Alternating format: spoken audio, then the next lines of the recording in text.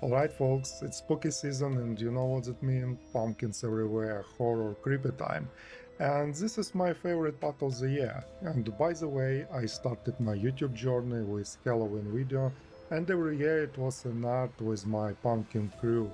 A wild gun of pumpkins that's stirring up chaos every Halloween. This time I thought let's send them to another location and scenario to continue their Halloween journey. And while searching through some references for my new artwork, I thought let's send my pumpkin crew to crush Baba Yaga's hut. You know that creepy house perched on chicken legs. According to mythology, Baba Yaga's hut usually sits in this womb, which I think it's a perfect spooky vibe for a new artwork that blends spooky atmosphere with Halloween vibes. After all, it's October tradition. Plus, these chicken legs are particular character in their own right. Actually, I kicked off this artwork by starting with a chicken leg as the base for this house and starting point for my artwork. And let's dive into how I created this piece in Blender.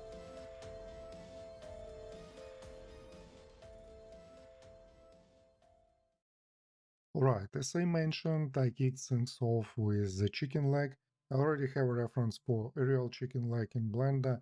To create this leg, I started by adding a simple plane in the 3D viewport.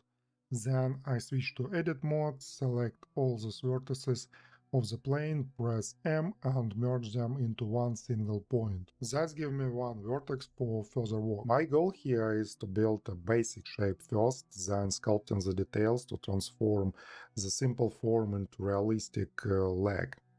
Since this is still an object with these original vertices, I can use the extrude tool to create a line from this point. Next, I apply Skin Modifier to turn this line into visible geometry and add Subdivision Surface Modifier to smooth it out. That's the foundation for modeling the leg. Even though we've got an object that looks like a cylinder or something, I can still go into the edit mode and tweak the baseline and vertices. By using Ctrl A, I can scale the geometry to make it thinner or thicker.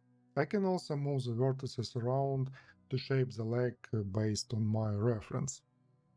I think I'll start with this part, then work on this section and that one next.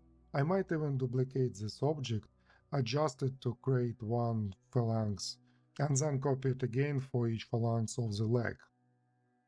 Let's take another look at the reference and analyze it closely. We can see the bone has thicker ends and a thinner middle section. To do this, I select these two vertices and subdivide them. This adds a new vertex on the line, and as we recall, we can scale each vertices with Ctrl A to fine-tune this thickness. Alright, let's talk about these phalanxes. Each one is made up with small phalanxes, just like our finger, you know, which has 3 phalanxes in one finger. Something like this. Let's do the same here. I scale this part down to create a smaller section and duplicate it to build all these other parts of this phalanx, or finger, if I can call it like that. I just duplicate the new pieces instead of starting over with the others.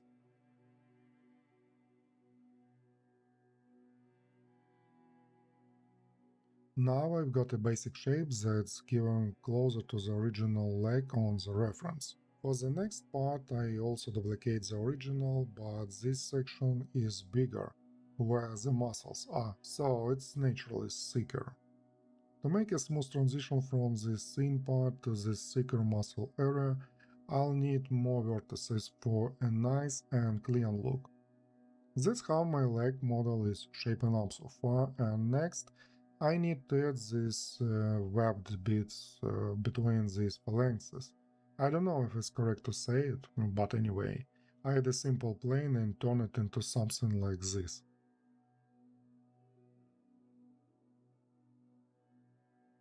Just cut this plane and move the vertices.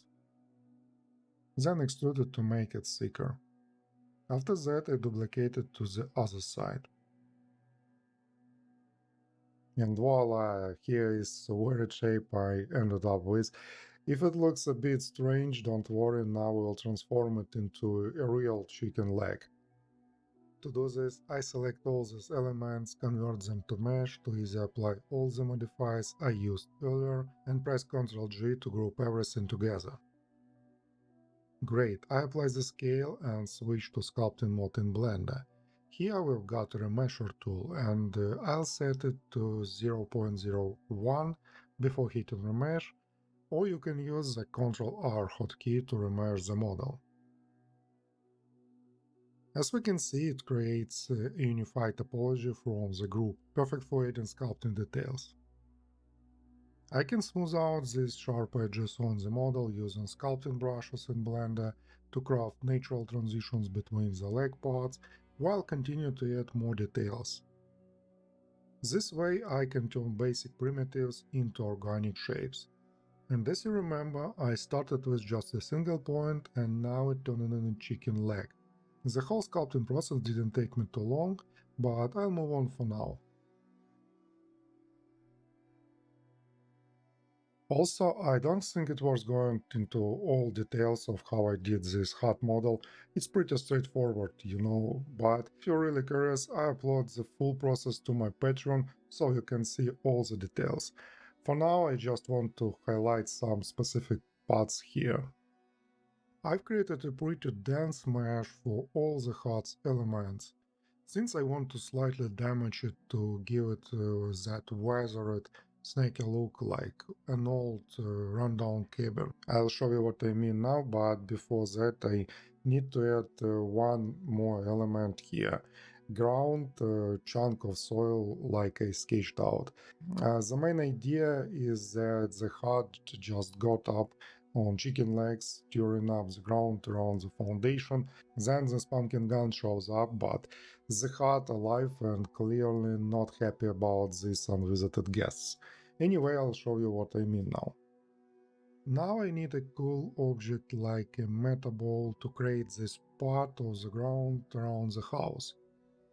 I can easily duplicate the meta ball, move it around, and it builds up some geometry around.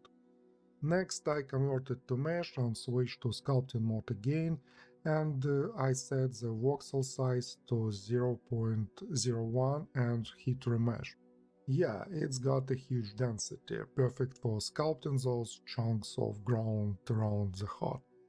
I'm using Blender standard brushes. The clay brush is great for roughing out the shape. The grab brush helps me pull and stretch the form to add some extra details. And I also really love the fill brush for working on models like rocks, ground, and other landscape elements. It creates bold, sharp strokes that highlight crisp details and transitions. Usually I set it to constant fall-off, which allows me to carve out even sharper edges, perfect for the rugged look of stones and ground textures. There is no need a super detailed work here since I'll be using displacement texture letters, so I just want to shape the overall form. I also add some steps, but it's not just about adding them. I'm placing them to start highlighting the dynamic feel, like the hearts tending to jump up, ripping the ground around it, and even catching some steps in the chaos. Some of the steps stayed on the ground below, while others get lifted with the heart. Let's work on the heart a bit more, especially since I started talking about dynamics. I want to bring the energy to this heart itself. But first, I would like to break it up a little bit. That's why I added extra mesh density to all these heart's elements. So I selected, say, this corner object and the top points. Blender has an awesome tool called proportional editing. I can set the radius for this tool and it allows me to make proportional changes to the geometry. So I move just the top points, but you can see the other points within the tool's radius shift smoothly along with them. This applies to all the objects too. My main goal was to create the look of crumbling house, lots of gaps, crooked beams, and warped walls. After all, the hut's been sitting in the swamp where harsh conditions have really taken the toll on the structure. The proportional editing tool is perfect for this and letting me smoothly tweak the geometry. Plus, if I increase the radius to the larger value, it affects the entire scene's geometry. I can even move the objects and all the nearby ones will stretch along with it. And what I was saying about dynamics, I need to bring that full sense of motion to the HUD too. For this, I don't just want to make the HUD looks like falling apart, but I also need to rotate it so it fits the main movement. The core motion comes from the below, meaning the HUD lifts up from the ground and twists it around, clearly trying to shake off this unvisited gas. To do this, I'll select all the parts of the HUD and set the parent to object to the floor. That way I can just rotate the floor and the whole building will follow along with it. It's pretty handy to rotate the whole object just using only one object. Here is the scene I've put together, or rather the center part with the main object. I also plan to add some roots, grass to the chunk of the ground, plus bits of clumping soil and small particles to bring it to life. But before we dive into the details, I'll set up the lighting. I want this to be a night scene with a massive bright moon behind the hut, so I found a great full moon photo on Pixabay, a free resource where you can grab tons of awesome images for projects. I'll download this moon in highest resolution, and in Blender, let's add a plane for this moon. Scale it up, rotate it, and position it behind the scene. Maybe even move it further back, since it need to be feel like a huge moon. I need a new shader, so I'll just drop this image into shadow editor. First, I connect the image into base color to see this moon in the viewport. Nice. I think we should adjust the proportion right away to make the moon look like a circle instead of an oval. And to turn it to the light source, I'll connect the same image into the emission color and crank up the strings. Also, we need an alpha channel to remove the black background and keep just the moon, but this image doesn't have an alpha channel originally. So what can we do? I add a color ramp node and connect this image to this color ramp. This turns this image into black and white, and using the black and white toggles we can set the right range. All that's left is connect with new image to the alpha in the shader. Boom! It works great. We've cut the moon out from the image and it looks awesome. The only problem is I'm not happy with the moon's color. I want to move ahead with cooler overall tone for the scene. It's easy to fix the hue by adding a hue saturation value node in the shade editor and use the hue slider and adjust the color to the cold tone. Well, I want the light from this moon to illuminate the entire scene, but here's the catch. If I just pull up the emission, I'll get more light overall, but I also totally lose all this moon's details. So simply boosting emission will not work in this case. But there is a small solution. We can add an extra light source to mimic the moon's light and fill the scene with this light. For example, a basic spotlight should work well. I'll rotate it to point it roughly the same direction as the moon is shining to the scene. It doesn't have to be exact. What matters more is that the line direction lines up logically with the moon. Then I'll bump up the power of the spotlight. And as you can see, now we've got solid scene lighting, while the moon keeps all those details. Perfect. Since we're already talking about lighting, let's keep going. I want to show you another way to work with light, or rather mimic it, which I personally use a lot in my projects. I want to add some light inside the HUD. Of course, I could use Blender's light sources, place one inside the HUD, adjust the color to what I need, and get light that way. But I've got a window. In theory, I could just make this glass transparent and let light comes through it. But then I'd need to create an interior inside the HUD to make it looks like something actually there. Plus, that kind of glass doesn't really fit this HUD. It's not an architectural visualization after all to be so clean. I'll use a simple dirt texture. I'll drop it into the shader editor here and connect it to Principled BSDF. I also need a mapping node to move the texture around and find the better position and display it on the object. Something like this should be work well. Next step, I'll add ambient occlusion. You'll see why in a moment. The ambient occlusion will work together with the color ramp.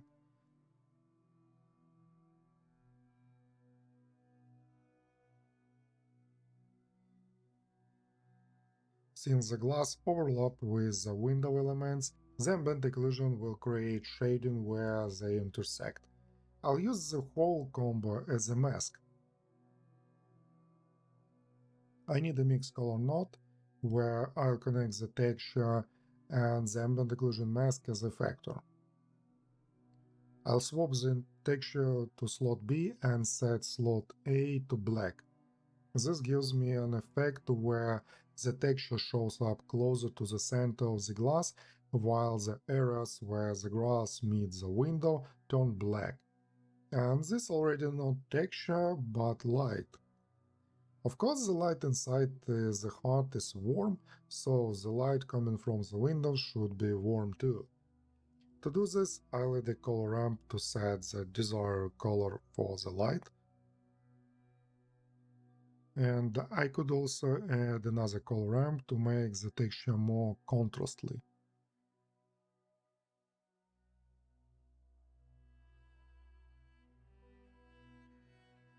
Or I can blur it a bit. For that I'll use a mix color node connecting between the texture and mapping, and I'll need a noise texture for this effect. I'll switch the mix to soft light or linear light, whichever you like more. In the noise texture I'll set high scale value, and then by adjusting the factor I can blur the texture. I'll go with small value because I don't want it to blur it, just enough to see it visually without it being too sharp. So what it gives us to us? It creates the effect of dirty made glass in old building. This way we get light coming from the HUD without needing to detail the interior further. I use this approach a lot when there is no point in detailing the inside behind the window, especially for abandoned buildings where the focus is on showing light from this window. It also creates an uneven light effect which adds a realistic touch to your artwork. Continuing with the light topic, it often happens when you set up the light and everything looks fine until you add textures and materials, and suddenly it's all dark and you can't see any details. But we know that cranking up the moon's brightness would lose the details, which I want to avoid.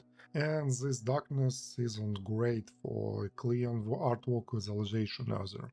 In case like this, fake light can save the day. Don't limit yourself using just one light source. If some areas are too dark and need to show off details, you can use extra lights to highlight them. I can add as many light sources as I need to ensure the main object stands out clearly in the scene. For example, I could add one to highlight the front of the heart, giving it more visual volume so it doesn't look flat in the frame. I'll duplicate it on the other side to add a nice highlight there.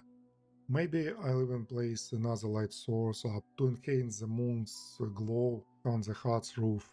So working with light is a creative process too. Don't stick just one source. Light is a tool that can really boost the visual appeal of your artwork.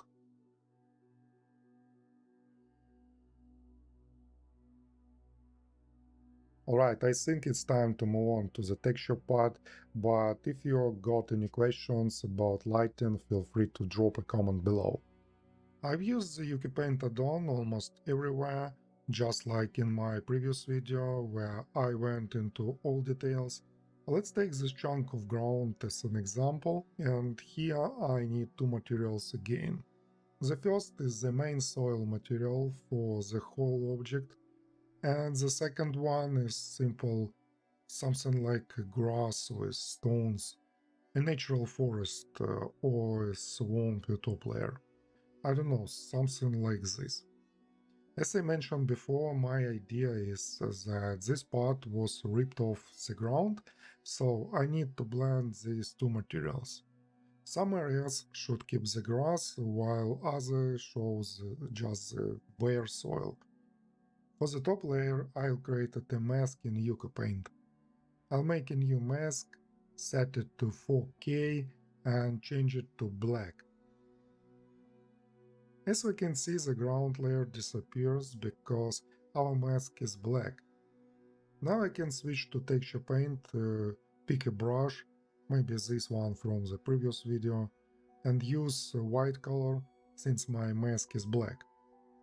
Great, let's paint the areas with grass and rocks, focusing on the top part of the ground chunk where some grass cover still remains.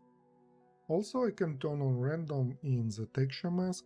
Since this brush has a texture for the mask, it allows me paint more randomly and naturally. Next, I want to see a bigger height difference between these materials. The grass should stand taller compared to the soil. I already have displacement enabled in the Ucupaint add-on, and I need to switch to bump plus normal in the normal channel, and using mid-level I can tweak this effect. Then I'll keep painting away. I can't stop being amazed at how this Ucupaint works.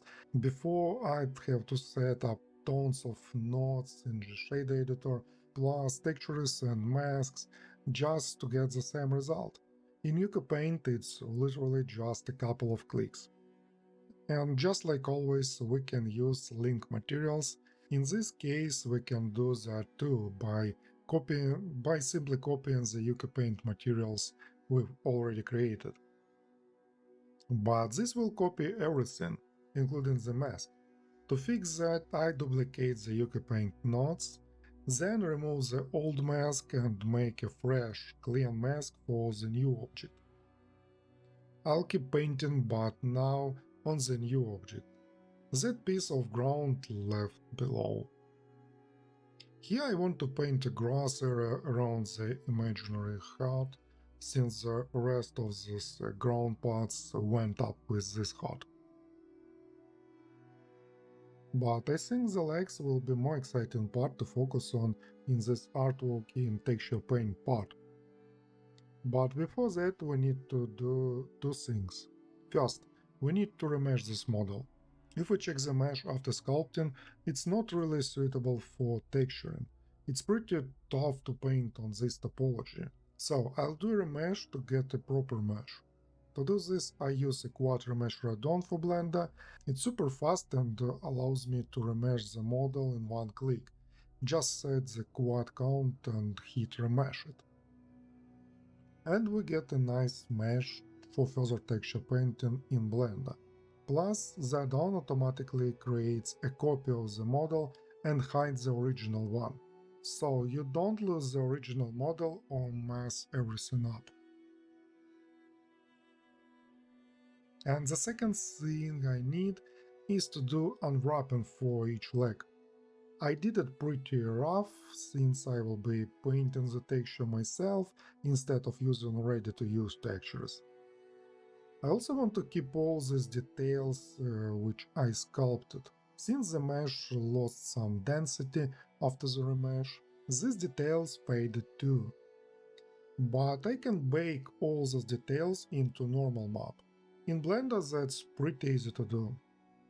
So I need both models for this, the original and the remeshed one. Here I've selected them all, and they must stay in the same position in the scene as they are now. That's crucial.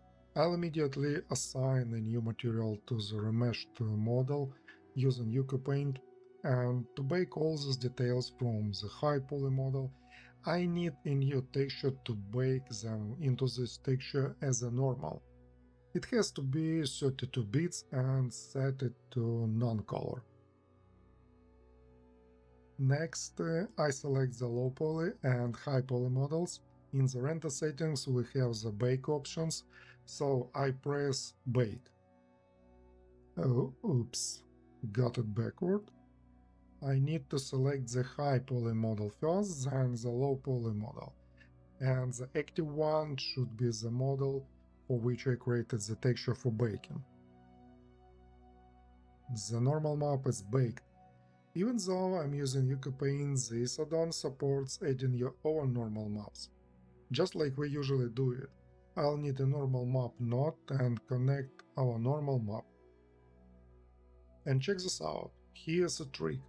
Let me hide the low poly model and show the high poly one. As you can see, there is no difference. All the sculpting details are still there, but now on a clean mesh. There is a few tricky spots which I fixed by just lowering the extrusion value. There are settings I used for baking this normal map for these legs. As you can see, now I have optimized mesh and texture paint ready model of the chicken legs for Baba Yaga's hut. Awesome, this is exactly what I need to keep working. Now I'll switch to the texture paint top in Blender. As we can see, here is my unwrap for this model, along with the model itself. Already assigned the material in Ucupaint, and right here I can tweak the base color of the model. Let's set it something like this. And I also lower the roughness a bit, so I don't need to so shiny material. Next I need a layer for painting. I'll go with 4K and keep it at 32 bits, since I'll also need a normal map here. I'll turn on the channels I need right away, basically all the basic except metallic. Now I switch to texture paint mode, and I already loaded some cool skin textures here for painting. I found a creature skin pack on ArtStation. There is perfect for this project, I think, and I'll drop a link to this pack in the video description if anyone else might want to check this out. I'll upload this one, for example. You can see it's now in the texture mask here, and we can paint it onto the model. But I'll change the stroke mode here from space to anchored. This allows me to apply the texture as a controlled stomp on the model, giving me more precision. I can adjust the scale as I like. Also, in the normal map using height and mid-level, I can set the texture height. And we can easily control this effect. But as we can see, it creates an ugly, harsh edge. That's because our model is 3D object and we are essentially projecting the brush onto it. Of course, the projection is straight across the 3D model and cuts off sharply, where the model isn't visible anymore. To avoid this, we can easily switch to painting the texture here, where we have this model's unwrap. Now I'll put it on this unwrap and check it out. The texture applies to the model too. without stretching and looking right.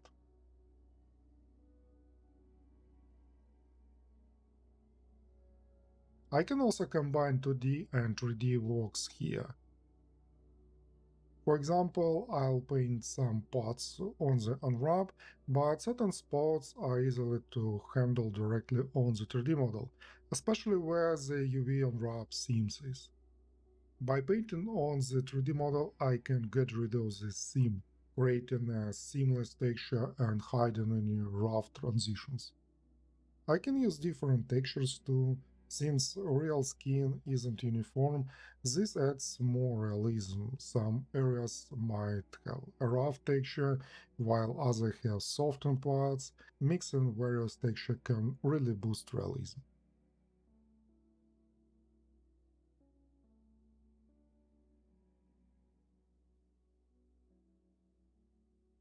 In Ucupaint, I can add hue saturation to the base color and tweak the texture's color.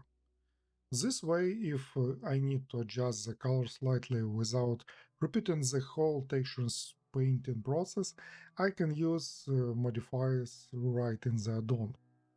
I also added an extra layer where I painted some spots and imperfections using different textures or just regular brush to add darker area, which helps emphasize the model depth.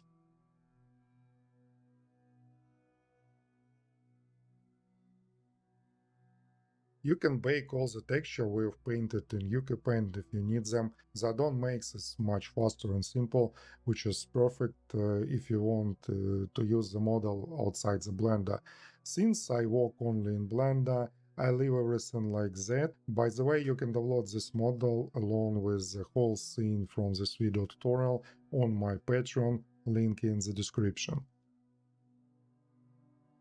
Alright, I think I will not go into too much detail about the environment again.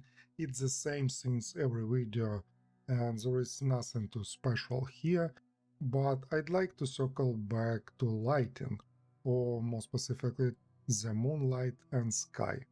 How to create this glow around the moon? Boosting the moon's brightness and using glow in the compositing will not work. I need to keep the moon's current level of detailization, but we can go with my favorite trick, fake light. Just like we added extra light to highlight the hut with additional light sources, I'll use the same method for the moon's image emission light. I added a plane behind the moon's plane. Now I need a gradient texture. Let's hide the moon for clear view, and I'll switch the gradient type to spherical.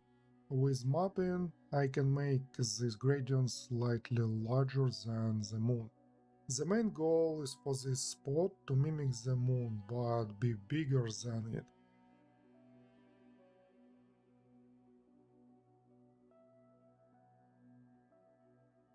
It's set it like this for now. I also need a color ramp, set it to B-spline mode, because it creates a super smooth gradient transition. This allows me fine tune the gradient more precisely. Plus, using the color ramp, I'll shift the color towards a cooler tone, since the moon's main light has that cold tone. And let's add some stars too. I found an astrophoto with stars on Pixabay, just like the moon, and I could use it for the same plane where we added the moon's glow. But I'll do it a bit in a different way.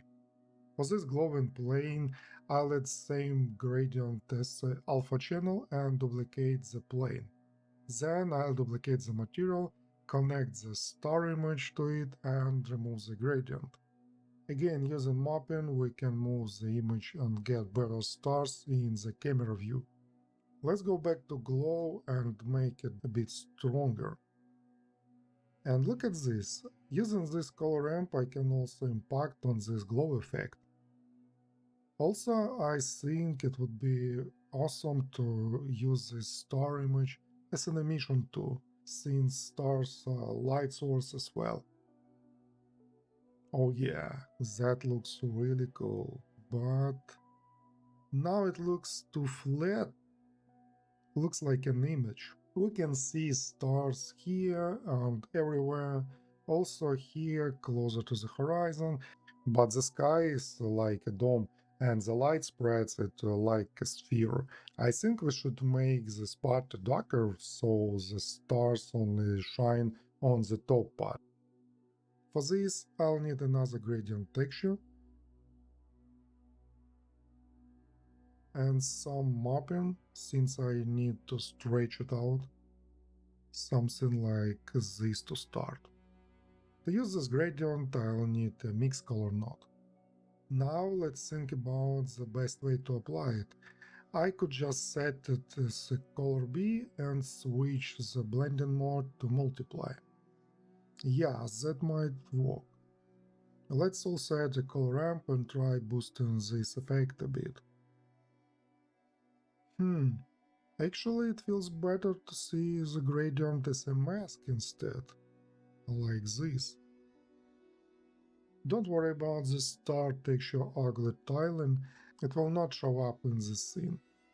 If I open the full scene, you will not notice it, and now there is darkness behind the forest, which adds some nice depth to the scene. Additionally, we can add even more depth using volume. As usual, I need a large cube and principled volume. I can also tweak the color to a cooler tone, matching the overall light in the scene to keep it consistent with the global color, something like this.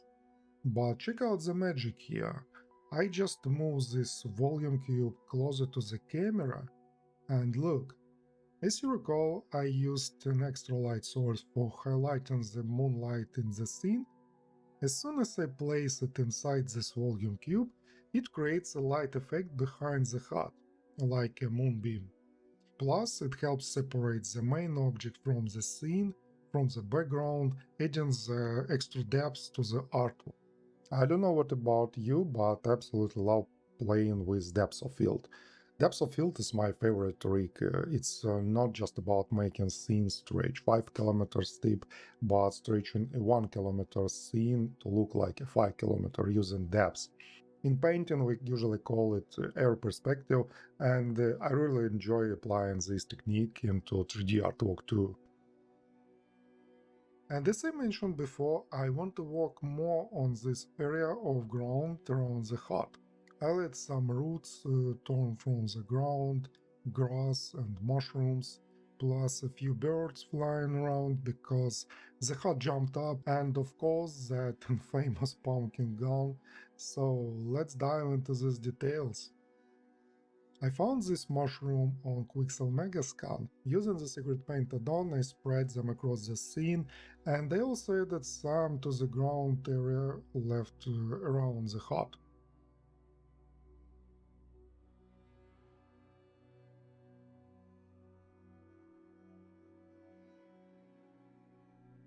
I also found some trees with big roots, and I detached these roots to insert them into the chunk of ground, positioned them to stick out in different directions like they were ripped out of the ground.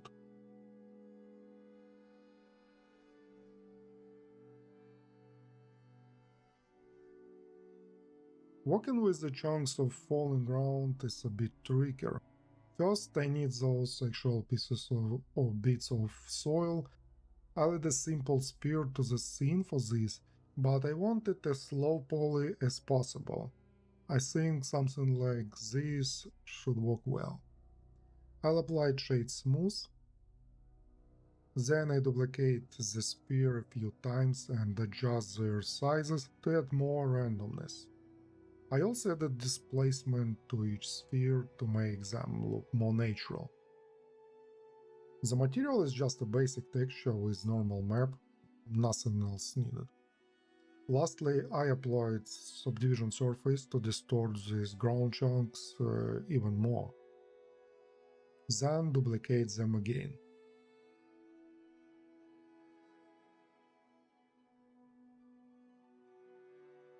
I'll use the particle system and Blender to add all this to the main ground chunk. If I hit play animation now, we can see some particles falling from the ground, and I've put all those ground pieces into one collection, so I can easily add that collection to the particle system. Go to render, and in the render as option, I select collection and pick the created collection. If I play animation now, we can see something, but all these particles are too small, almost invisible. Let's increase the scale here in the render settings of the particle system and add scale randomness to give it particles random size. Play the animation again, and now we can see the ground pieces falling, but it still doesn't look quite right yet. First of all, I think we need to increase the number to get more particles in the scene. Okay, and I want to set the lifetime to maybe 10 frames or 15 frames.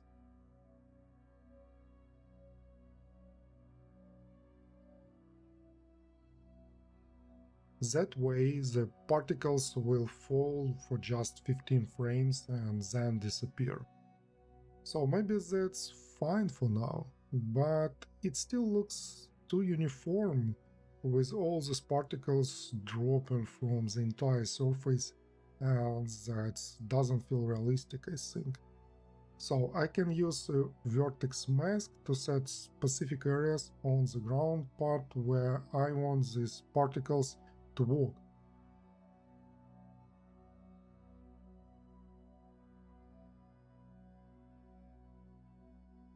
Yeah, now all these particles only appears where I painted the mask, but it still looks like a shower, not a soil. I'll go back to weight paint mode and make the mask uneven, so the soil falls only in certain spots for a nicer effect. Oh, that looks great, especially with these roots sticking out of the ground. Maybe it's even better to increase the number of particles to really high value.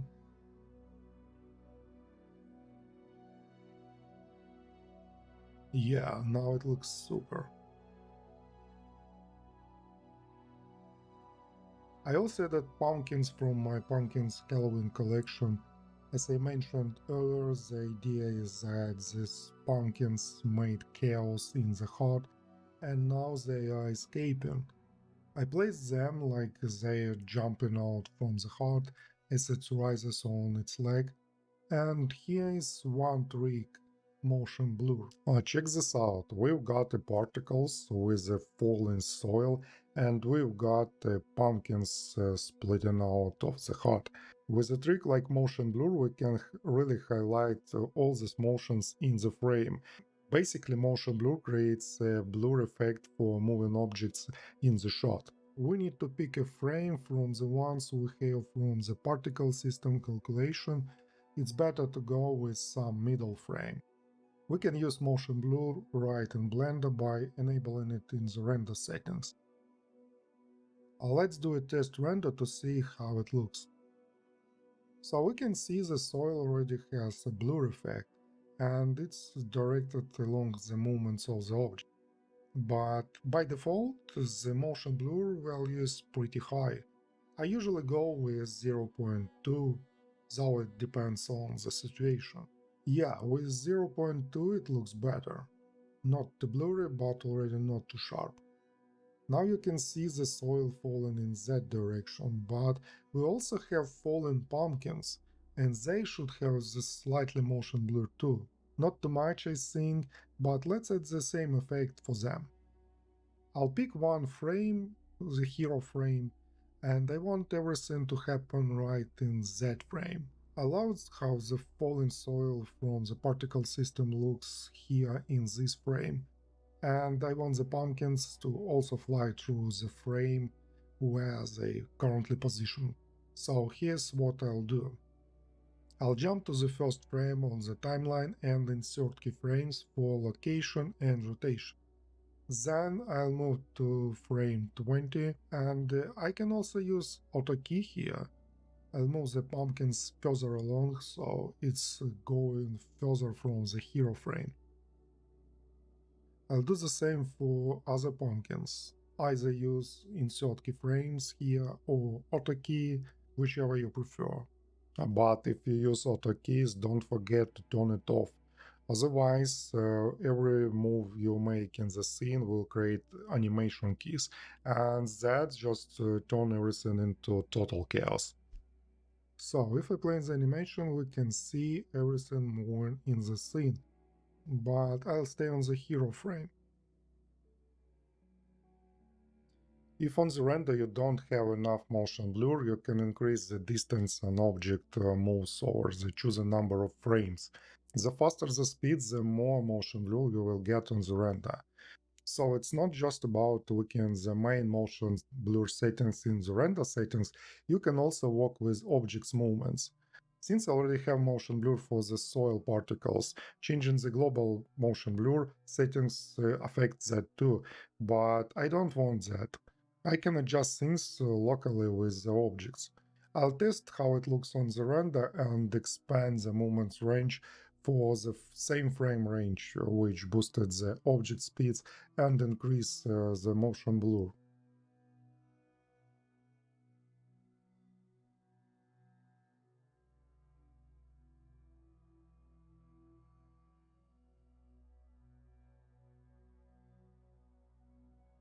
I let the birds in the compositing stage, so let's go ahead and do the render. But since I've been asked to share my render settings, I'll guide you through the ones I used for this artwork. I used 128 max samples with 0.01 noise threshold. For the viewport I set 24 max samples. Denoise open image denoise with GPU acceleration. For the light path settings, I stuck with Blender's default value except the transparent. I bumped it up to 64. How does this affect the render? If your scene has grass or leaves created with the alpha cutout method, a low transparent value can show transparency issues, like dark spots in the render here, as you can see in these areas. We had some dark problems, but with the transparent value set to 64, it looks much clearer now, yeah? I use Simplify by default. For this artwork I set a 2K texture limit for the viewport with max subdivision at 2. For the final render I went with 6 max subdivisions since I've got a lot of displacement in the scene and need enough mesh density. I can't lower this value too much. Also, I start with 2K texture limit for the final render. I usually go with 4K or 2K depending on the scene, you know. If there aren't close-up views, like in this scene where extra details aren't super visible, 2K works fine. But if it's an aerial view scene, I might drop the texture limit even to 1K. However, I almost never use more than 4K texture limit. 4K by default and work by saturation. We've already enabled motion blur. For color management I went with Filmic. I also use AGX depending on the project, but for this one it's Filmic.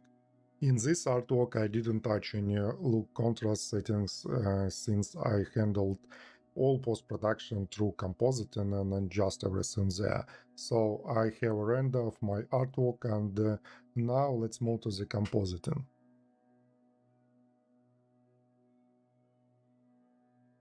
Alright, for compositing I'm going to use Blender 5.0.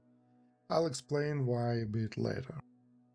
I saved my render in EXR format, so I need the image node and open my EXR file. I use EXR because it also saved render layers that I need, like ambient occlusion, depths, but mostly I need the Cryptomate layer for masks. But the first, I want to add here color correction. As I mentioned, I didn't use any settings in color management for the render because I can handle all here with this node. By the way, scopes. I explained scopes in my previous video, so if you missed it, check it out. It's a key tool for any post-production.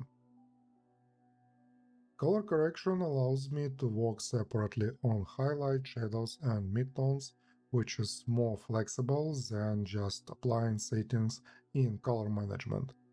I can control exactly where I need more contrast, light, or saturation. And next, I'll add Cryptomate.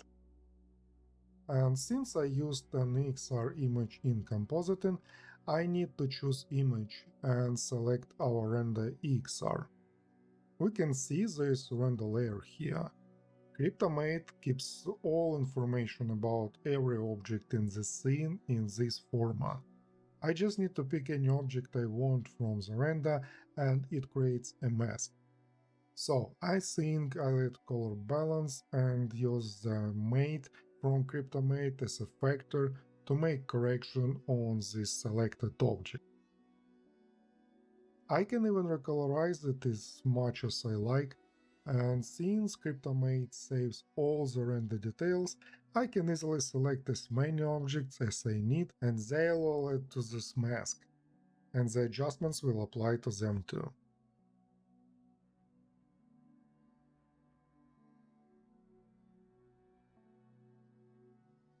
Check out the difference. I can use Cryptomate to mask objects and easily tweak them. Also, I don't like how the grass looks on the roof. I think it should be a bit darker. So I can add another Cryptomate. I'll pick the grass object and use a hue saturation value node, connecting the mate to the factor. Just like before, I can tweak the object here. I'll darken it by lowering the value, reduce the saturation a bit, and maybe shift the hue towards a warm tone.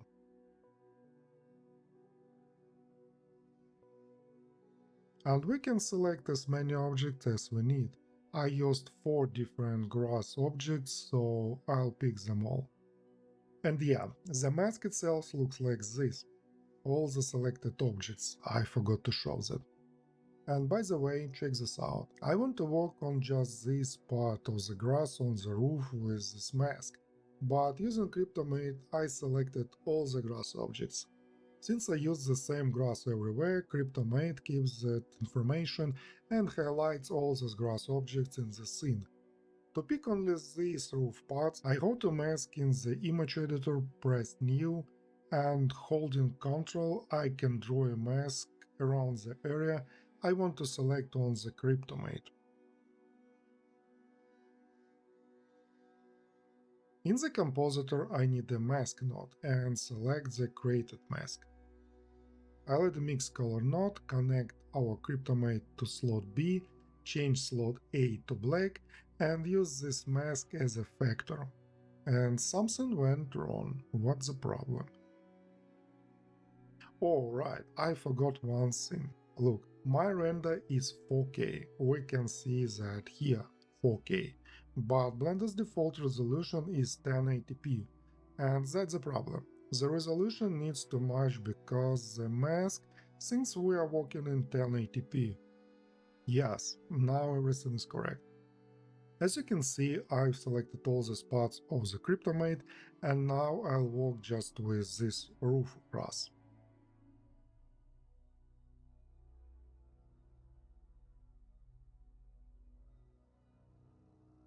Next, I add color balance node and do some color gradient right in Blender. Again, I covered this in the previous video, so check that out. Using color balance node, we can separately adjust the color gradient for shadows, highlights, and the overall color tone. We can even completely change the color on the image into something like this if need.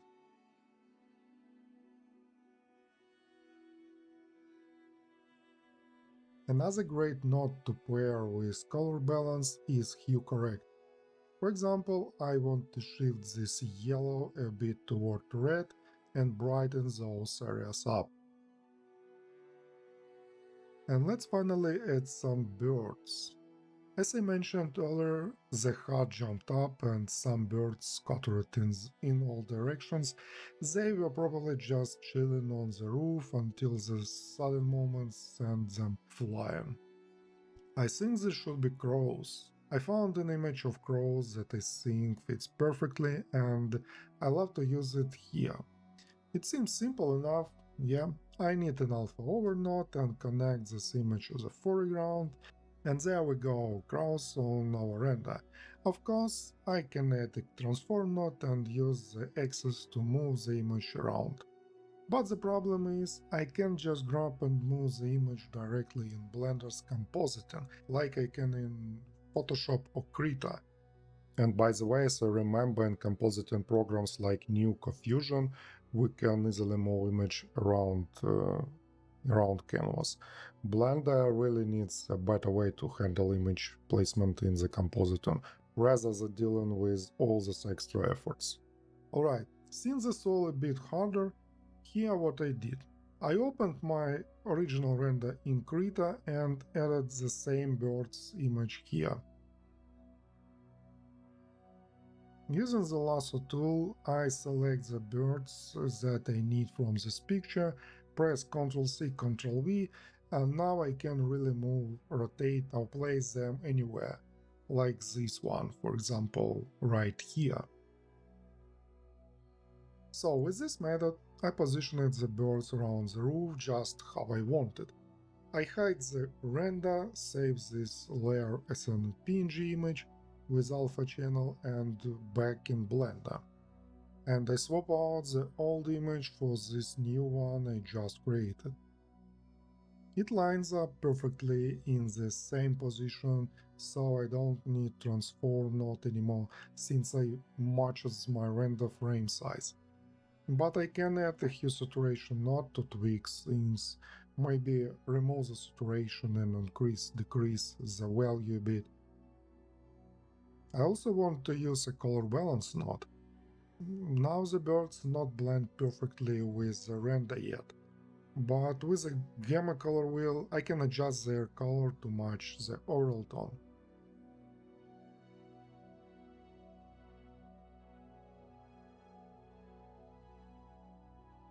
Yeah, you can see if I tweak this lift, it affects the whole image. But since this image on a PNG and alpha channel, I just connect this alpha to the factor in the alpha over node. That's it.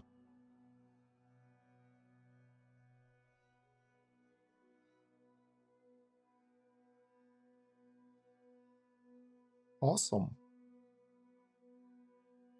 Next, I want to add glow effect from the moon. Obviously, I can use glare node, but even if I switch to bloom, it creates a similar effect, though I want something a bit different. Let me show you. I start with the ellipse mask and place it roughly like this. I need a blur node, let's try 300. Great. Then I'll add a mix color node to the compositing line and connect this as a factor. So we've got a nice bloom effect, just changing the mix node to screen. Using the color settings I can control how strong this effect is, and with the color wheel I can set a proper color tone. Now let me turn everything off to show how it works. It's just the ellipse mask, mix color and glare node. Basically this enhances the main glare node, giving the effect an extra boost. And here is why I start using Blender 5.0. Next I want to add more post effects, like vignette, for example. In Blender 5.0 we have now presets for compositing. Yeah, we had something similar before. As you can see, here are my compositor nodes for my glow pack, loaded with asset browser, but now it's even better and more expanded than before. They're built-in presets right out of the box, like vignette. So I just drag and drop into the compositor, and boom, it's already working. Awesome. I also really like the chromatic aberration preset here. It creates such a cinematic lens effect.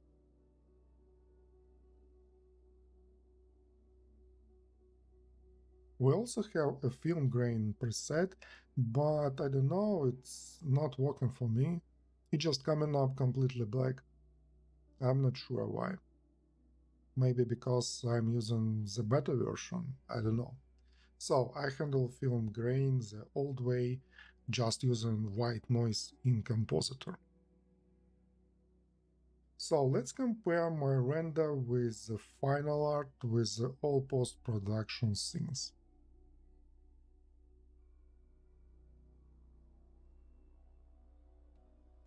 Alright folks, we wrapped this Halloween Blender tutorial. We turned a simple point into a spooky chicken leg, built Baba Yaga's hut with a wild pumpkin gun, and add some ear glow and depth with compositing tricks. From sculpting to texturing and rendering, we covered a lot. Check my Patreon for the full time lapse if you want more. Thanks for joining me, and I'll catch you in the next one. Happy Halloween!